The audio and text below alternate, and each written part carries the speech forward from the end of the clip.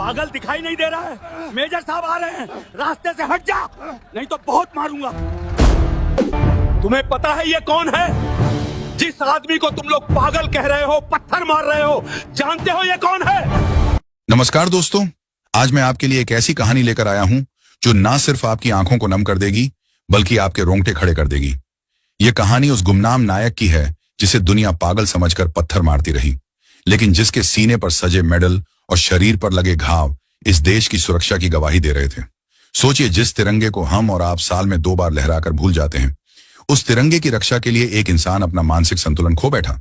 आज की घटना इंसानियत और देशभक्ति की एक ऐसी मिसाल है जिसे सुनकर घंटा घर चौक पूरी तरह से तप रहा था।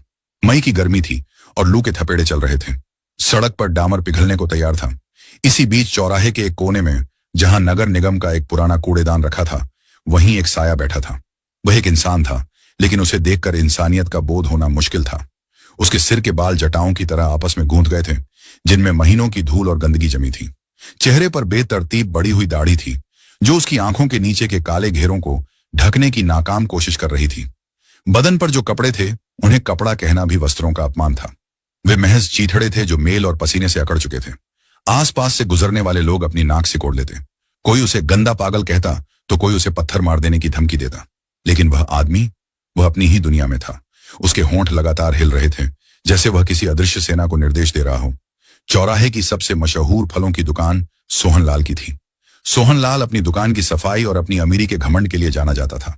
उस पागल आदमी ने 2 दिनों से कुछ नहीं खाया था। पेट में मरोड़ उठ रही थी। अचानक उसकी नजर दुकान के बाहर कूड़े में पड़े एक सड़े हुए केले पर पड़ी। भूख ने उसे उठने पर मजबूर कर दिया। जैसे ही उसने अपना कांपता हुआ हाथ उस केले की तरफ बढ़ाया, सोहनलाल की दहाड़ गूंजी। अरे ओ गंदे नाली के कीड़े, पीछे हट, मेरी दुकान अपवित्र कर रहा है, ग्राहक भाग जाएंगे। वह आदमी सहम गया, लेकिन जैसे ही सोहनलाल ने उसे मारने के लिए डंडा उठाया, उस आदमी की आंखों की चमक बदल गई। वह डरा नहीं। अचानक उसने अपने रीढ़ की हड्डी सीधी की, उसके कंधे तन गए और उसने एक बिजली जैसी फुर्ती के साथ सोहनलाल की तरफ देखकर सावधान की मुद्रा अख्तियार की। उसने अपने गंदे हाथ को अपने माथे तक ले जाकर एक शानदार सैल्यूट मारा और फटी हुई आवाज में चिल्लाया, जय हिंद सर, दुश्मन की पोजीशन 11 बजे है, हम 1 इंच पीछे नहीं हटेंगे। वहां खड़े लड़के ठहाके मारकर हंसने लगे। एक लड़का बोला, अरे देखो, ये पागल फिर से फौज खेलने लगा। अबे ओ फौजी, तेरा बॉर्डर यहां नहीं, उस गटर के पास है। मजाक के बीच एक लड़के ने जमीन से पत्थर उठाया और उस आदमी के माथे की ओर दे मारा। पत्थर लगते ही उसके माथे से खून की एक पतली धार बहने लगी। वह हिला नहीं। उसकी आंखों में आंसू नहीं थे, बल्कि एक शून्य था। उसने अपना सैल्यूट तब तक नहीं तोड़ा जब तक उन लड़कों ने उसे धक्के मारकर वहां से भगा नहीं दिया। तब वह आदमी लंगड़ाते हुए चौराहे के बीचों बीच लगे बिजली के खंभे के पास पहुंचा। वहां 15 अगस्त का एक छोटा सा प्लास्टिक का तिरंगा लगा था, जो अब धूप और बारिश से फट चुका था और हवा के एक झोंके से सड़क पर गिरने ही वाला था। जैसे ही वह झंडा गिरा, उस आदमी ने अपनी पूरी ताकत लगा दी और उसे जमीन छूने से पहले ही हवा में लपक लिया। उसके चेहरे पर वैसी ही ममता थी जैसे कोई पिता अपने गिरते हुए बच्चे को बचा ले। उसने अपनी फटी कमीज के सबसे साफ हिस्से से उस झंडे को पोंछा, उसे चूमा और बहुत ही सहेज कर अपनी टूटी हुई जेब में रख लिया।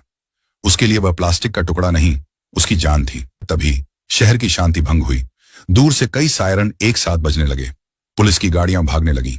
हवलदार चिल्लाने लगे, रास्ता साफ करो, जनरल साहब आ रहे हैं, ट्रैफिक रोको। इंस्पेक्टर राठी अपनी जीप से उतरे। उनकी नजर उस पागल पर पड़ी जो सड़क के ठीक किनारे खड़ा होकर अपने जेब में रखे झंडे को सीधा कर रहा था। राठी ने उसे धक्का दिया। अरे ओ पागल, इधर क्या मरा जा रहा है? साहब की गाड़ी आ रही है। तेरी बदबू और शक्ल देखकर साहब का दिमाग खराब हो जाएगा। चल, उस गटर के पीछे छुप जा। उस आदमी ने इंस्पेक्टर को देखा, फिर से वही कड़क सैल्यूट मारा और धीरे से बुदबुदाया, मिशन अधूरा है सर, बैकअप की जरूरत है। इंस्पेक्टर ने झल्लाकर अपने सिपाहियों को इशारा किया, इसे उठाकर भीड़ के सबसे पीछे फेंक दो। पुलिस वालों ने उसे घसीटा और लोगों की भीड़ के पीछे धकेल दिया, लेकिन उस आदमी की नजरें सड़क पर आने वाले उस काफिले पर टिकी थीं, जिसे वह न जाने क्यों पहचानता महसूस कर रहा था। दूर क्षितिज पर धूल का गुबार उठा और सेना की भारी भरकम गाड़ियों का काफिला नजर आने लगा। सबसे आगे मिलिट्री पुलिस की चमचमाती जिप्सियां थीं, जिनके सायरन पूरे शहर को यह बता रहे थे कि आज कोई साधारण व्यक्तित्व नहीं, बल्कि देश की रक्षा का एक स्तंभ इस धरती पर कदम रख रहा है। बीच में काले रंग की एक शानदार टाटा सफारी थी, जिस पर 3 चमकते हुए सितारे और भारतीय सेना का गौरवशाली झंडा लहरा रहा था। गाड़ी के भीतर बैठे थे लेफ्टिनेंट जनरल विक्रम सिंह। उनकी आंखों में अनुशासन की कड़क थी और चेहरे पर अनुभवों की लकीरें। वे खिड़की के बाहर शहर को देख रहे थे, लेकिन उनका मन कहीं और था, शायद उन पुरानी यादों में जिन्हें वे 15 साल पहले सरहद की मिट्टी में छोड़ आए थे। वह एक पल जिसने समय को रोक दिया। जैसे ही जनरल की गाड़ी उस चौराहे से गुजरी, भीड़ के पीछे खड़े उस पागल आदमी के भीतर जैसे कोई सोता हुआ ज्वालामुखी फट पड़ा। पुलिस वालों ने उसे कसकर पकड़ रखा था, लेकिन सेना की गाड़ियों को देखते ही उसके शरीर में अद्भुत ऊर्जा आ गई। उसने झटके से हवलदारों के हाथ छुड़ाए और भीड़ को चीरता हुआ सड़क के बिल्कुल किनारे आकर खड़ा हो गया। उसने जोर से चिल्लाया, अटेंशन! उसकी आवाज में वह कशिश और कड़क थी जो केवल एक ट्रेंड कमांडो के गले से निकल सकती है। भीड़ सन्न रह गई। वह आदमी अब कूड़ा बीनने वाला भिखारी नहीं लग रहा था। उसका सीना चौड़ा हो गया था, ठुड्डी ऊपर उठी थी और उसकी दाहिनी हथेली उसके माथे के पास ऐसी सटी थी जैसे वह पत्थर की बनी हो। यह एक परफेक्ट सैल्यूट था, ऐसा सैल्यूट जिसे सीखने में सैनिकों को सालों लग जाते हैं। जनरल विक्रम सिंह की नजर उस पर पड़ी। गाड़ी कुछ मीटर आगे निकल चुकी थी, लेकिन जनरल के दिमाग में बिजली कौंधी। उन्होंने उस आदमी के खड़े होने का अंदाजा देखा, उसके हाथ पर बना एक पुराना निशान देखा और सबसे बढ़कर उसकी आंखों में वह आग देखी जो केवल उनके एक पुराने दोस्त की आंखों में हुआ करती थी। जनरल ने अचानक चिल्लाकर कहा, गाड़ी रोको, स्टॉप द कार। टायरों की चरमराहट के साथ पूरा काफिला रुक गया। शहर के लोग और पुलिस वाले कांपने लगे। इंस्पेक्टर राठी दौड़ते हुए आए। सर, आई एम सॉरी, ये पागल बीच में आ गया था, हम अभी इसे हटाते हैं। जनरल विक्रम सिंह गाड़ी से नीचे उतरे। उनके बूटों की आवाज थप थप सन्नाटे को चीर रही थी। वे उस आदमी के करीब पहुंचे। वह आदमी अभी भी पत्थर की मूरत बना सैल्यूट की मुद्रा में खड़ा था। जनरल ने अपना चश्मा हटाया। उनकी आंखें नम होने लगी थी। उन्होंने धीमी कांपती आवाज में कहा, मेजर रणवीर, क्या यह तुम हो? यह नाम सुनते ही उस पागल आदमी के चेहरे पर झुर्रियां सिमटी। उसकी याददाश्त के बंद दरवाजों पर जैसे किसी ने हथौड़ा मारा हो। उसका हाथ धीरे से नीचे आया।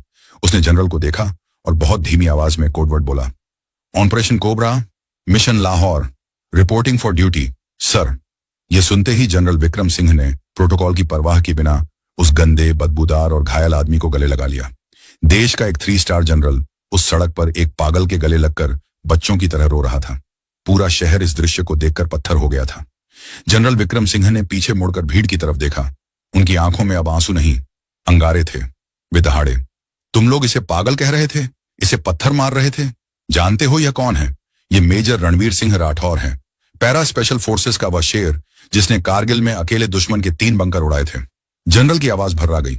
15 साल पहले एक गुप्त मिशन के दौरान इन्हें दुश्मन ने पकड़ लिया था। हमें लगा ये शहीद हो गए, लेकिन ये दुश्मन की जेलों में नारकीय यातनाएं सहते रहे। इनका नाखून तक उखाड़ लिया गया। इन्हें बिजली के झटके दिए गए ताकि ये देश का राज उगल दें। लेकिन मेजर रणवीर नहीं टूटे। उन्होंने अपना मानसिक संतुलन खो दिया, पर अपनी वफादारी नहीं खोई। और जब ये किसी तरह वहां से बचकर अपने वतन लौटे तो तुम लोगों ने इन्हें क्या दिया? गालियां और पत्थर। सोहन लाल दुकानदार के हाथ से फलों की टोकरी गिर गई। वह लड़का जिसने पत्थर मारा था डर और शर्म से जमीन में गड़ने लगा। इंस्पेक्टर राठी की टोपी उनके हाथ में आ गई। मेजर रणवीर ने अपनी फटी जेब से वही गंदा प्लास्टिक का तिरंगा निकाला और जनरल के हाथ में दिया। उन्होंने लड़खड़ाती जुबान में कहा, सर, तिरंगा गिरना नहीं चाहिए, देश सुरक्षित है ना? जनरल ने उस झंडे को चूमकर अपनी वर्दी की जेब में रखा और मेजर को सहारा देकर अपनी शानदार गाड़ी की पिछली सीट पर बैठाया। उन्होंने अपने डॉक्टर को आदेश दिया, मेजर को मिलिट्री हॉस्पिटल ले चलो। आज से इनकी सुरक्षा और सम्मान की जिम्मेदारी भारत सरकार की है। जब गाड़ी चलने लगी तो जनरल विक्रम सिंह ने खिड़की से बाहर देख रहे मेजर को फिर से सैल्यूट किया। इस बार सड़क पर खड़ा हर नागरिक, हर पुलिस वाला और वह दुकानदार भी सम्मान में झुक गए थे। हवा में अब गालियां नहीं, बल्कि एक ही नारा गूंज रहा था, मेजर रणवीर अमर रहें, भारत माता की जय। उस दिन शहर के लोगों ने सीखा कि फटे कपड़ों के पीछे कभी कभी देश का सबसे बड़ा सम्राट छिपा होता है। मेजर रणवीर तो अपने घर चले गए, लेकिन वे पीछे छोड़ गए एक सवाल, क्या हमें किसी सैनिक का सम्मान करने के लिए उसके मेडल देखने की जरूरत है, या उसकी आंखों में बसी देशभक्ति ही काफी है? मेजर रणवीर सिंह राठौर का इलाज शुरू हुआ। महीनों बाद उनकी याददाश्त वापस आई और उन्हें भारतीय सेना ने परम विशिष्ट सेवा मेडल से सम्मानित किया। लेकिन उनके लिए सबसे बड़ा सम्मान वह प्लास्टिक का झंडा था जिसे उन्होंने अपनी जान से ज्यादा संभाल कर रखा था। यह कहानी हमें याद दिलाती है कि हम चैन की नींद इसलिए सोते हैं क्योंकि कोई पागलपन की हद तक इस देश से मोहब्बत करता है। दोस्तों, आपको यह कहानी कैसी लगी हमें कमेंट में जरूर बताएं, और आप इस वीडियो को देश के किस कोने से देख रहे हो यह भी जरूर बताएं।